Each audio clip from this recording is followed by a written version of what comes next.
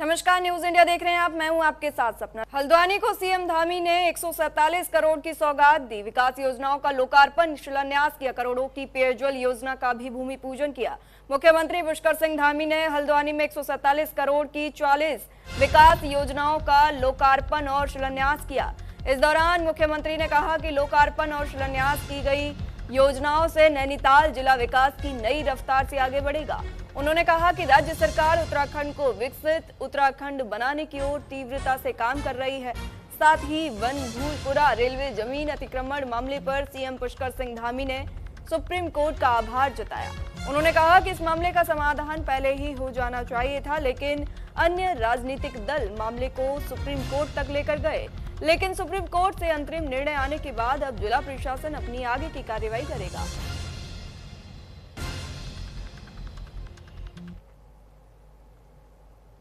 माननीय प्रधानमंत्री जी के नेतृत्व में जो आज ये टीकाकरण का अभियान बेटियों के लिए प्रारंभ किया गया है, निश्चित रूप से एक प्रधानमंत्री जी का दृढ़ संकल्प है कि हमारी बेटियां और उनका भविष्य सुरक्षित होना चाहिए। नारी सम्मान और सशक्तिकरण की दिशा में उठाया गया बहुत ऐतिहासिक कदम है। इससे आने वाले समय में हमारी सभी बेटियों का भविष्य, उनका जीवन सुरक्षित होगा। उनको तमाम प्रकार की जो बीमारियां होती हैं उन बीमारियों से उनको निजात मिलेगी, उनको एक सुरक्षा कवच मिलेगा। हरिद्वार के रानीपुर विधानसभा क्षेत्र में होली मिलन समारोह इस बार खास चर्चाओं में रहा, जब कार्यक्रम में पूर्व मुख्यमंत्री हरीश रावत, प्रदेश अध्यक्ष गणेश गोदियाल और सोनीपत के सांसद सतपाल ब्रह्मचारी की मौजूदगी से राजनीतिक रंग और भी गहरे हो गए। बता दें कि इंटक कार्यालय पर कांग्रेस नेता राजवीर चौहान की ओर से आयोजित इस समारोह में बड़ी संख्या में पदाधिकारी, कार्यकर्ता, समाजसेवी, युवा और महिलाएं शामिल हुई। पूरे परिसर में रंग, अबीर और फूलों की होली के बीच भाईचारे और उत्साह का माहौल देखने को मिला। मंच से नेताओं ने होली को प्रेम, सौहार्द और एकता का प्रतीक बताते हुए प्रदेश की खुशहाली की कामना की। वक्ताओं ने आपसी मतभेद भुलाकर समाज में सद्भाव बनाए रखने का आह्वान किया। कार्यक्रम के अंत में सभी ने एक दूसरे को गुलाल लगाया और मिष्ठान वितरण कर होली की शुभकामनाएं दी। पूरे आयोजन में उत्सव और राजनीतिक सौहार्द का अनूठा संगम देखने को मिला।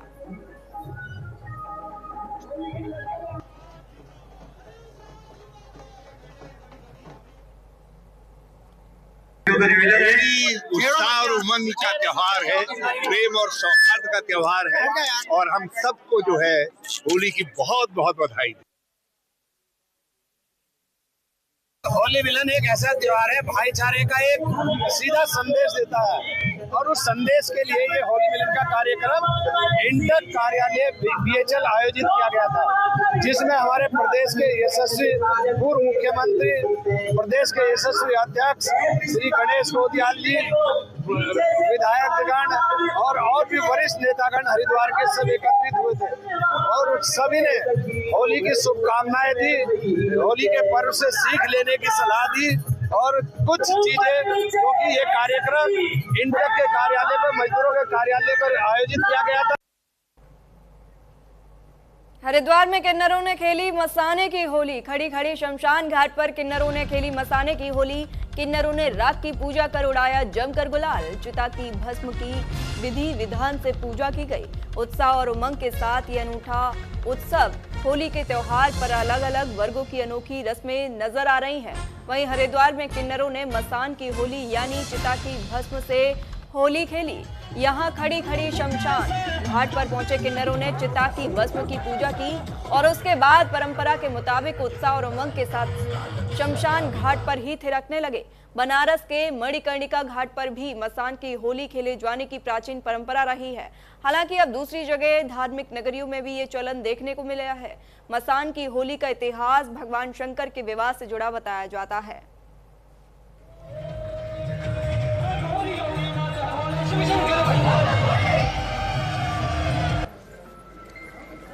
पूरे राष्ट्र से यहाँ संत समाज विराजमान है।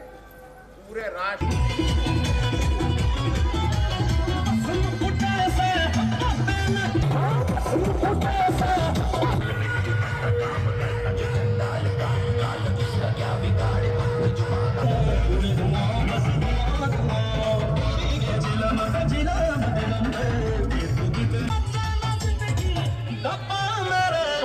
मेरे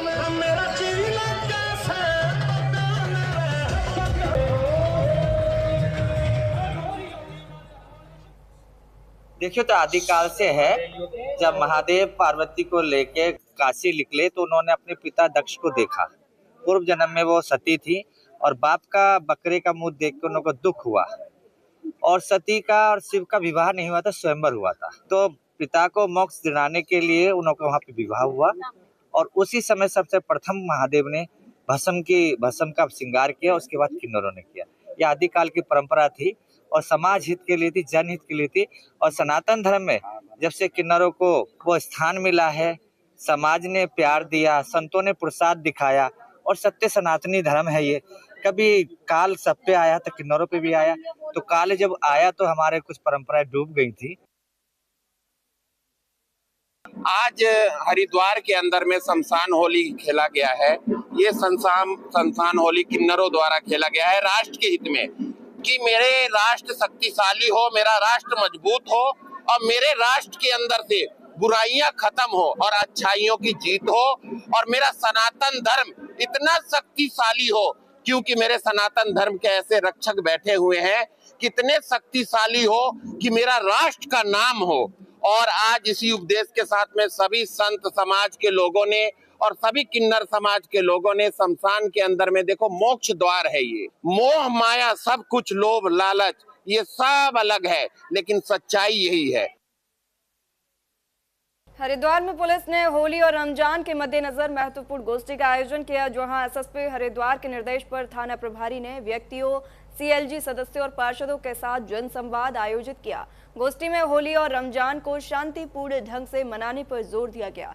प्रभारी निरीक्षक ने शासन प्रशासन से दिशा निर्देशों का पालन करने की अपील की है। ये आयोजन सामुदायिक पुलिसिंग का बेहतरीन उदाहरण है। हरिद्वार में होली और रमजान शांतिपूर्ण रहेंगे, पुलिस ने भरोसा दिलाया।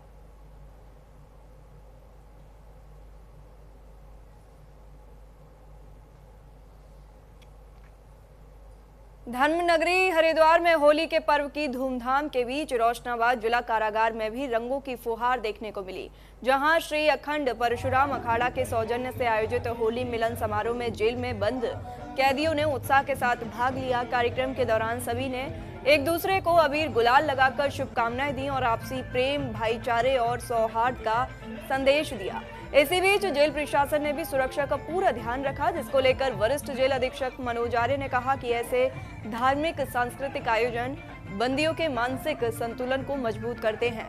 होली प्रेम भाईचारे का पर्व है जो सकारात्मक सोच जगाता है।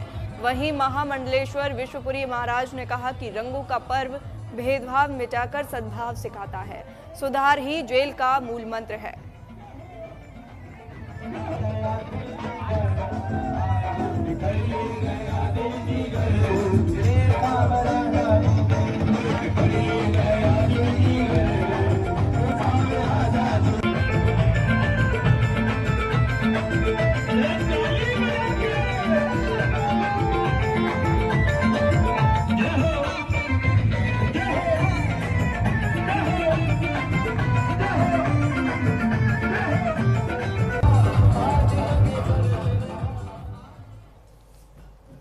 निश्चित रूप से इन कार्यक्रमों का एक सकारात्मक प्रभाव जो है इस कारागार के वातावरण में, यहाँ के प्रशासन में पड़ता है।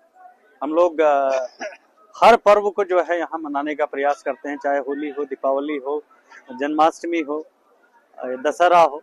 इसी कड़ी में आज हम लोग ने यहाँ कारागार में जो है होली का भी पर्व यहाँ मनाया है। बहुत हर्षोल्लास के साथ जो है इस पर्व को मनाया गया है। ये मंगल कार्य हर किसी को करने चाहिए। समाज में जो बुराई फैल रही है उसका अंत होली वाले दिन होना चाहिए। अच्छाई का प्रतीक बने, बुराई का अंत करें। हम हर वर्ष हरिद्वार कारागार जेल में इन बंदियों के साथ होली का पर्व बनाते हैं और एक दूसरे को गुलाल लगाकर, फूलों की होली खेलकर इनका उत्सव बढ़ाते हैं, क्योंकि कुछ गम होते हैं उनको भुलाने के लिए हर वर्ष की बात इस वर्ष भी श्री अखंड परशुराम अखाड़े के सभी कार्यकर्ता यहाँ पहुंचे और उत्सव इन बंदियों के साथ बनाया। अपने माता पिता की सेवा करें, होली पे बुराई का अंत करें। होली महोत्सव का कार्यक्रम किया जाता है, जिसमें हिंदू, मुस्लिम, सिख, ईसाई सभी लोग, जितने भी बंदीगण यहाँ पर हैं, सब भाग लेते हैं। और श्री अखंड परशुराम अखाड़ा का एक ही उद्देश्य है कि सबके जो दूषित विचार हैं वे शुद्ध हों और सब यहाँ से शुद्ध भाव के साथ अपने घरों में जाएं, समाज में मान प्रतिष्ठा को प्राप्त करें। क्योंकि जब कैदी बाहर जाता है तो उसको लोग बुरी दृष्टि से, बुरे भाव से देखते हैं। परंतु यहाँ से जब वह बाहर जाए तो उसको मान सम्मान सब प्राप्त हो, यही कामना को लेकर के यहाँ पर श्रीमद् भागवत देवी भागवत होली महोत्सव, कीर्तन, भजन इत्यादि कार्यक्रम कराए जाते हैं।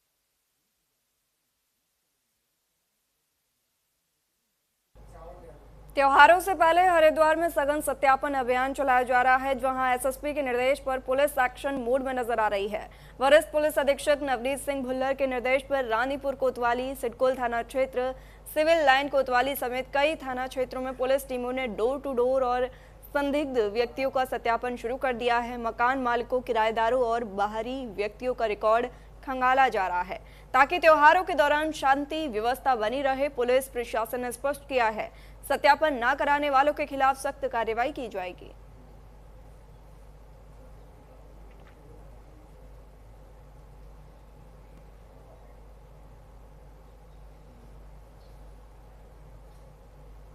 हरिद्वार में कांग्रेस ने बिजली के सरचार्ज और स्मार्ट मीटर के विरोध में पैदल यात्रा निकाली। हरिद्वार ग्रामीण विधानसभा के नूरपुर पंजनेहेड़ी से ये यात्रा निकाली गई, जगतजीतपुर स्थित यूपीसीएल के एसडीओ ऑफिस तक पहुंची, जिसमें कांग्रेस प्रदेश अध्यक्ष गणेश गोदियाल, पूर्व मुख्यमंत्री हरीश रावत, हरिद्वार ग्रामीणों की विधायक अनुपमा रावत समेत तमाम कांग्रेस नेता और कार्यकर्ता शामिल रहे। इसके बाद कांग्रेस नेताओं ने यूपीसीएल के सब डिविजनल ऑफिस पहुंचकर एसडीएम को अपनी मांगों से जुड़ा ज्ञापन सौंपा। इस दौरान मीडिया से बातचीत करते हुए हरीश रावत ने कहा कि सरकार अगर इन मांगों को नहीं मानती है तो प्रदेश में कांग्रेस की सरकार आने पर स्मार्ट मीटर और बिजली के सरचार्ज पर रोक लगाई जाएगी। पूंजीपतियों वाली ये सरकार नहीं चलेगी, नहीं चलेगी। होश में तुमको आना होगा। लोग परेशान है इस बात से, बिजली आ नहीं रही है, बिजली के बिल दुगने तिगुने आ रहे हैं। और पहले 2 महीने में बिजली का बिल आता था, अब 1 महीना तो छोड़िए 26 दिन में बिजली का बिल आ रहा है। लोग त्रस्त हैं। तो ये 3 सूची इसका मकसद है। पहला है नो स्मार्ट मीटर, और दूसरा है कि बिजली का बिल हाफ, सरचार्ज माफ। और हमारा वादा है कांग्रेस का, लगातार कई वर्षों से, जब से डबल इंजन सरकार इस राज्य में है, लगातार बिजली के दरों पे मनमानी रूप से उपभोक्ताओं को, हमारे नागरिकों को परेशान किया जा रहा है। एक तरफ तो हम बिजली उत्पादन करने वाला राज्य है और वहीं पर हम कम दरों पे तो दूसरे राज्य को बिजली दे रहे हैं, और हमारे राज्य में वही बिजली दर दुगना रेट जो है जनता पे थोपा जा रहा है, सरचार्ज थोपे जा रहे हैं। हमारी साफ सरकार से मांग है कि सरचार्ज माफ किया जाए, बिजली बिल हाफ किया जाए और नो स्मार्ट। रुड़की की मंगलोर कोतवाली परिसर में भारतीय किसान यूनियन से जुड़े किसानों ने ट्यूबवेल मोटर चोरी की बढ़ती घटनाओं के खिलाफ जोरदार प्रदर्शन किया, जहां किसानों का आरोप है कि पुलिस इन मामलों में कार्रवाई नहीं कर रही है। किसानों ने बताया कि बीते कुछ महीनों से मंगलौर क्षेत्र के कई गांवों में खेतों से ट्यूबवेल की मोटरें लगातार चोरी हो रही हैं। बार बार शिकायत करने के बावजूद पुलिस की ओर से कोई ठोस कार्रवाई नहीं की गई, जिससे किसानों में भारी रोष है। धरने पर बैठे किसानों ने चेतावनी दी कि अगर 1 हफ्ते के अंदर चोरी हुई मोटरों की बरामदगी नहीं हुई तो वे कोतवाली परिसर में अनिश्चितकालीन धरना शुरू कर देंगे। धरना प्रदर्शन के दौरान पुलिस अधिकारी और किसान नेताओं के बीच बातचीत हुई। पुलिस ने 3 दिनों के अंदर चोरी के मामलों का खुलासा करने का आश्वासन दिया। इस आश्वासन के बाद किसानों ने फिलहाल धरना स्थगित कर दिया है, लेकिन अपनी चेतावनी बरकरार रखी है।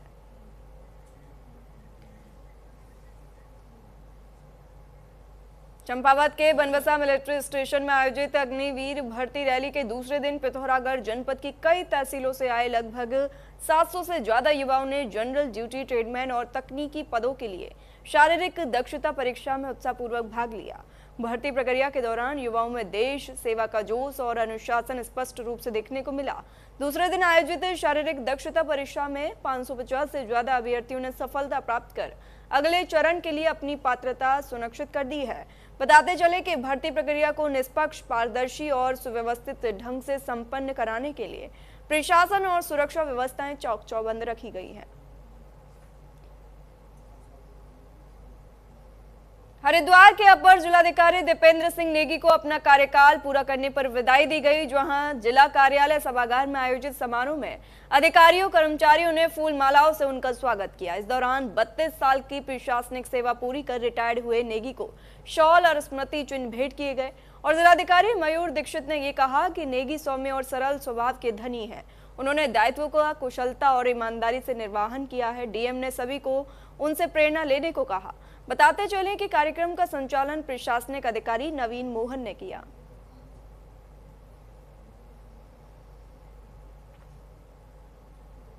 साल 2026 की पहली लोक अदालत का आयोजन 14 मार्च 2026 को होने जा रहा है। ये लोक अदालत हरिद्वार के जिला न्यायालय परिसर सहित सभी सब ऑर्डिनेट न्यायालयों में संपन्न होगी। राष्ट्रीय लोक अदालत में आपसी सहमति और मध्यस्थता के जरिए कई प्रकार के वादों का समाधान किया जाएगा। जिला विधिक सेवा प्राधिकरण के सचिव सिमरनजीत कौर ने बताया कि लोक अदालत के जरिए मामलों का तुरंत सुलभ और निःशुल्क समाधान किया जाता है, जिससे समय और धन दोनों की बचत होती है। और कहा कि जिले के सभी वादकारियों से ये अपील की गई है कि वे ज्यादा से ज्यादा संख्या में मौजूद होकर राष्ट्रीय लोक अदालत का लाभ उठाएं और आपसी सहमति से अपने मामलों का समाधान कराएं।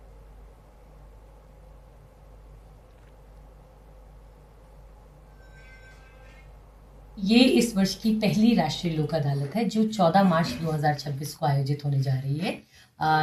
प्रत्येक वर्ष की भांति हम लोग राष्ट्रीय लोक अदालत का आयोजन करते हैं, जिस दिन समस्त जो हमारे मामले शमनीय प्रकृति के हैं, जो कि हमारी माननीय न्यायालयों में लंबित हैं, और उनका एक दिन पर आपसी सुलह समझौते के आधार पर त्वरित निस्तारण उसी दिन किया जाता है।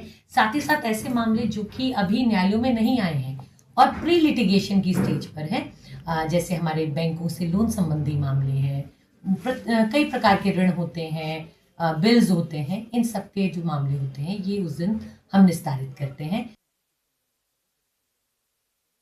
देहरादून के राजपुर रोड स्थित अकेता होटल के सामने भीषण सड़क हादसा हो गया, जहां हादसे में एक युवक की मौत हो गई। बताया जा रहा है कि दो मोटरसाइकिलों ने एक बाइक को टक्कर मार दी, जिससे बाइक सवार दो युवक गंभीर रूप से घायल हो गए। सूचना मिलते ही पुलिस भी मौके पर पहुंची। पुलिस ने दोनों घायलों को इलाज के लिए अस्पताल में भर्ती कराया, जहां डॉक्टरों ने एक युवक को मृत घोषित कर दिया। वहीं मामले में मृतक की मां की तहरीर पर देहरादून पुलिस ने मुकदमा दर्ज किया और दोनों बाइक चालकों को हिरासत में ले लिया और पुलिस आगे की कार्रवाई कर रही है।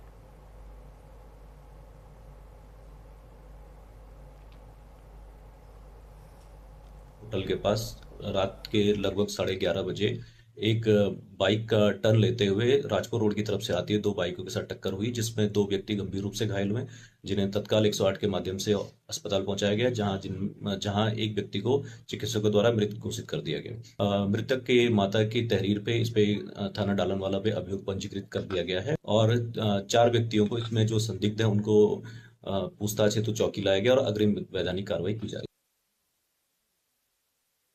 कालाडूंगी विधानसभा से हल्द्वानी महापौर गजराज बिष्ट ने मजबूत दावेदारी पेश की है, जहां गजराज बिष्ट को जनता से मिल रहे अपार समर्थन को देखते हुए बाकी दावेदारों ने भी जोरमार आजमाइश शुरू कर दी है, जिसको लेकर गजराज बिष्ट ने बताया लगातार 2003 से बीजेपी और संगठन के लिए अपना सर्वस्व दिया है। 1 बजे आना था, लेकिन आज सीएम साहब का दौरा था हल्द्वानी में, तो इस कारण से मैं लेट हुआ।